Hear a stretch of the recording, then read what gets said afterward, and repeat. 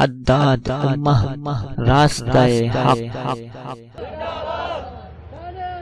نبوت نے چہرہ پھیرا، کون ہے جس نے آج مسلمان بھائی کی عیادت کی ہو؟ حضرت عمر نے کہا یہ کام ابو بکر کے علاوہ کوئی نہیں کر سکتا۔ سیدنا صدیق اکبر نے کہا جی عبد الرحمن بن عوف کے مرض کی عیادت کر کے آ گیا۔ حضور نے فرمایا بیٹھ جاؤ، دوسرا اعلان فجر کے وقت ہو رہا ہے۔ نبوت نے اعلان کیا آج کون ایسا جوان آدمی، آج کون ایسا بوڑھا جس نے آج نفلی روزہ بھی رکھ لیا ہو؟ پتا تھا رمضان کے مہینے میں امت روزے نہیں رکھے گی، میرے نبی نے نفلی روزوں کی اہمیت بتلا کر فرضی روزوں کی اہمیت بتلائی، فرضی روزوں کے بارے میں بتلا دیا۔ کون ہے جس نے آج روزہ رکھا؟ حضرت عمر آگے بڑھے، سیدنا صدیق اکبر کی بغلوں میں بائیں ڈال کے کھڑا کر دیا کہ کملی والے سارے صحابہ میں یہ کام ابو بکر کے علاوہ کوئی نہیں کر سکتا ہے۔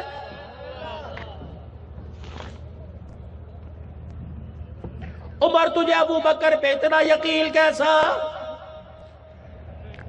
آؤ تمہارے ایمان کو جوڑ کے جاؤ، تہجد کا وقت ہو رہا ہے، صحابہ کا ذکر کرنا عبادت، نبوت کے فضائل بیان کرنا یہ بھی عبادت ہے۔ اللہ جل شانہ کی قسم ہے عمر تجھے ہر بات پہ ابو بکر پہ اتنا یقین کیسا؟ حضرت عمر فرمانے لگے صدیق اکبر کو روزہ انور میں گئے ہوئے دوسرا دل تھا، صدیق کے جنازے کو روزہ انور میں چھوڑ کے آئے دوسرا دل تھا۔ اللہ اکبر، مجھے پتا تھا ابو بکر رات کی تاریکی میں اس محلے کی طرف جاتا ہے، ایک بڑھیا کی خدمت کر کے آتا ہے کہ اس رات بڑے عزم بڑے حوصلے سے میں حضرت عمر کہنے لگے میں چلا گیا، میں نے جا کے بڑھیا کا دروازہ بجایا، اندر سے آواز آئی بل دق الباب، کون ہے دروازے پر؟ میں نے باہر سے جواب دیا انا عمر بن خطاب، عمر خطاب کا بیٹا آیا۔ بڑھیا کہنے لگی کیا کرنے آیا؟ میں نے کہا اماں جان مجھے بتا تیرا کیا کام ہے، میں تیرے گھر کا کام کاج کر دوں۔ اللہ اکبر، مائی ہنس کے کہنے لگی جا بابا اپنا کام کر۔ اماں کیا ہو گیا؟ کہنے لگے جس نے آنے سے پہلے اپنا حسب نسب بیان کر دیا، اپنا نام بتا دیا، اپنے ابے کا نام بتا دیا، وہ میرے گھر کا کیا کام کرے گا؟ خدا بھلا کرے اس نوجوان کا 2 سال 4 مہینے ہو گئے جو میرے گھر کا کام کر کے جاتا ہے، آج تک کبھی اس نے اپنا نام نہیں بتایا ہے۔ حضرت عمر رضی اللہ تعالیٰ عنہ کہنے لگے کون ہے؟ کہ روزانہ رات کو تہجد کے وقت میرے گھر میں آ کے دروازہ بجاتا ہے، میں پوچھتی ہوں کون ہے؟ کہتا اماں تیرا نوکر آیا ہے۔ میں نے کہا تیرا نام کیا ہے؟ میں پوچھتی ہوں تیرا نام کیا ہے؟ کہتا اماں نوکروں کا نام نہیں ہوا کرتا، بڑا حسین ہے، معجبین ہے۔ میں کہتی ہوں اندر آ جا، وہ چپکے سے آتا ہے، جھاڑو اٹھاتا ہے، میرے گھر میں جھاڑو دیتا ہے، میرے برتن دھوتا ہے، میرا کھانا پکاتا ہے، میرے کپڑے بدلواتا ہے، پھر میرے آگے ہاتھ باندھ کے کھڑا ہوتا ہے۔ اماں کوئی اور کام تو نہیں، میں جھولی پھیلا کے سگے بیٹوں کی طرح دعا دیتی ہوں۔ آج دوسرا دن ہے، وہ میرے دروازے پہ نہیں آیا، مجھے نام بھی نہیں پتا، چلو کسی کو بھجوا کر مدینے میں اس کا پتہ کروا لوں۔ اماں جان کا کہنا تھا حضرت عمر نے گھر کے دروازوں کو پکڑ کر زاروں قطار رونا شروع کر دیا کہ اماں جان اب اس کا انتظار نہ کرنا، میں اس کا نام جانتا ہوں، وہ یار غار یار بازار سیدنا ابو بکر رضی اللہ تعالیٰ عنہ ہے۔ نعرہ تکبیر، نعرہ تکبیر، شان صدیق اکبر۔ اماں جان اس کا انتظار نہ کرنا، کل عمر انہی ہاتھوں سے اللہ اکبر اس کی میت کو محمد الرسول اللہ کے قدموں میں چھوڑ کے آ گیا ہے۔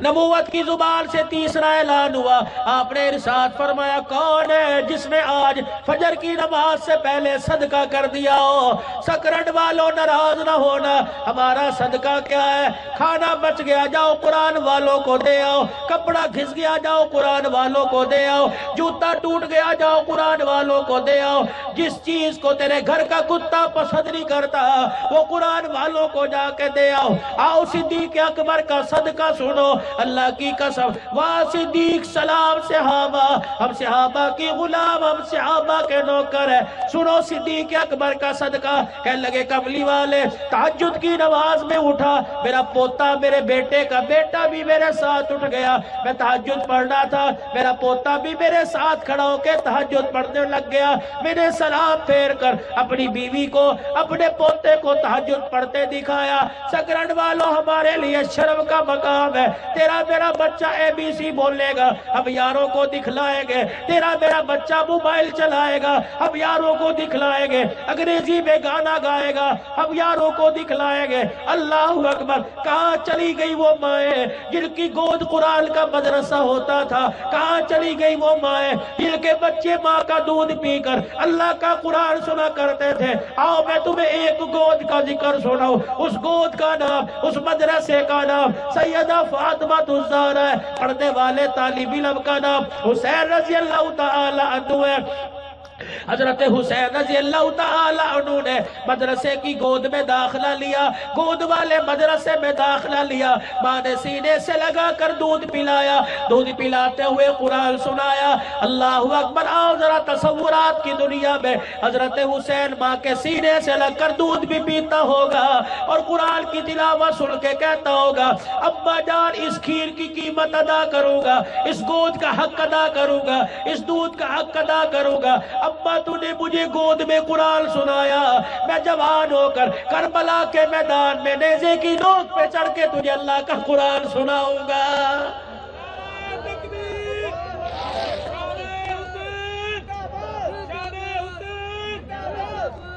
اب ہر گھر کے اندر حسین کے افسوس کا پرچم تو نظر آتا ہے علم تو نظر آتا ہے کسی مائی کی گود میں مجھے حسین نظر نہیں آتا ہے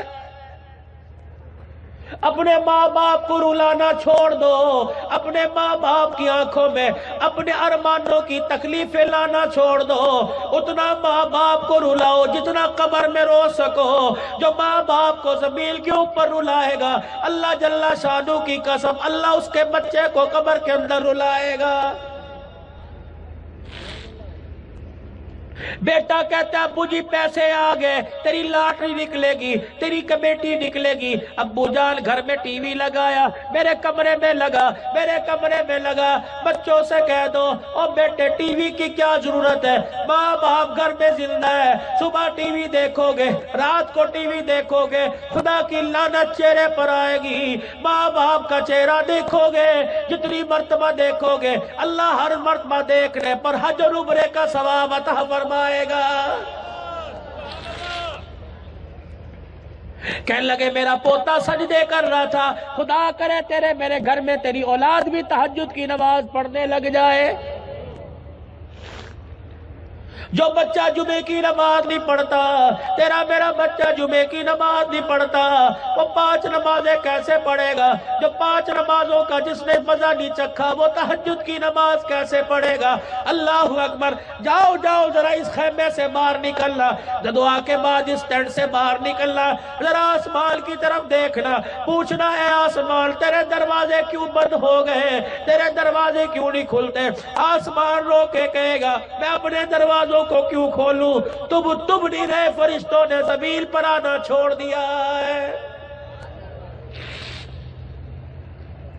ایک وقت تھا آسمان پر رب تاریکی چھا جاتی تھی رات کو ستارے نکل جاتے تھے آسمان کے دروازے کھلتے فرشتوں کا نزول ہوتا تھا تیرے میرے دروازے پر فرشتے قرآن کی تلاوت سننے کے لیے بیٹھ جایا کرتے تھے تیرے میرے سجدوں والی جبی کو چومنے کے لیے بیٹھ جایا کرتے تھے جب تو نماز کا سلام پھیرتا تیرے ساتھ مصافحہ کرنے کے لیے فرشتے آ کے بیٹھ جاتے تھے سکرن والوں میں نے آسمان کے دروازوں سے پوچھا اب کیوں نہیں کھلتے کہ فرشتوں نے آنا چھوڑ دیا نبی صلی اللہ علیہ وسلم کے یاروں وفاداروں کے زمانے کے بعد فرشتے جب زمین پر آئے 1400 سال بعد اترے سکرن کے ہر گلی میں چلے گئے ہر پاڑے میں چلے گئے ہر محلے میں چلے گئے سارا سکرن چار مارا سارا گوٹھ براڑی چار مارا ہر گھر سے گانے کی آواز آئی کسی بھی دروازے سے قرآن کی تلاوت کی آواز نہیں آئی ہے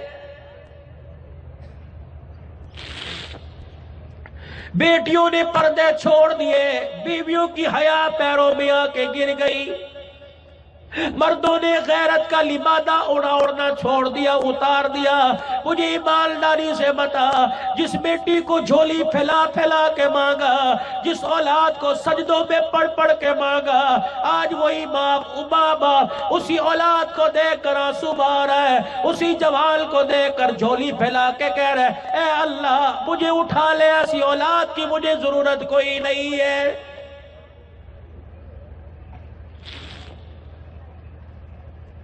تبدیلی تبدیلی کا نعرہ لگانے والوں، پاکستان کی تبدیلی بعد میں کرنا، پہلے اپنے گھر کے اندر تبدیلی لے کے آؤ۔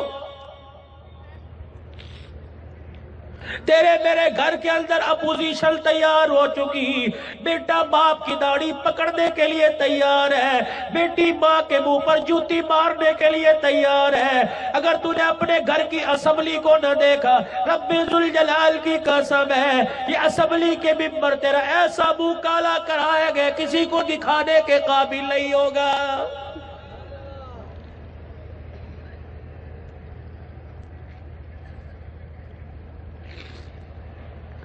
میں چکوال میں مولانا ایک جگہ تقریر کے لیے گیا، 78 سال کا بوڑھا، سفید داڑھی، لال رنگ کی ٹوپی، گبرو جوان شیر جیسا چہرہ، میری کمر کے پیچھے آ کے رونے لگ گیا، ہجکیوں کے ساتھ رونے لگا، کہنے لگا مولوی صاحب موت کی دعا کر دو۔ میں نے کہا اللہ خیر کرے۔ کہنے لگے مولوی صاحب اولاد نے مجھے اتنا دکھ دیا، اب دنیا میں رہنے کو دل ہی نہیں کرتا ہے۔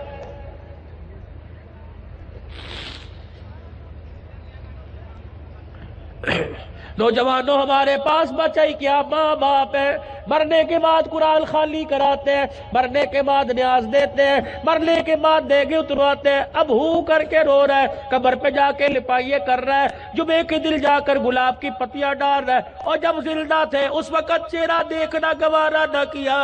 آج قبر کو دیکھ کے رو رہا ہے۔ اپنے گھر کی زندگی کے رخوں کو بدلو۔ بس ہمارا منشور معیار یہی ہے، 4 نعرے لگائے گھر کو دوڑ گئے۔